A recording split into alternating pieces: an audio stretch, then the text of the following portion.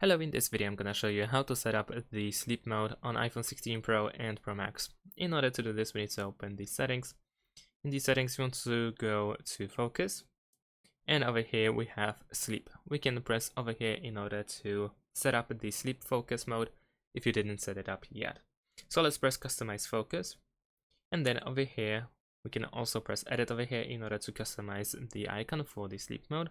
We can allow notifications from people or apps. We can also go to options in order to manage these notification options as well. We can also customize the lock screen and home screen page. We can set up sleep in health app as well.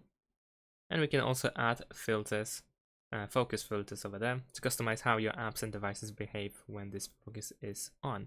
And at the bottom, if you want to, you can completely get rid of this mode, this focus, by pressing delete focus. And that's pretty much it. Later on, if you want to manually turn it on and off, you can open, for instance, the control center. You should be able to find the focus button or panel over there, and you can tap on it in order to reveal all focus modes, including the sleep one. You can also press on these three dots in order to quickly jump to the settings. If you press on it, then you can enable and disable it.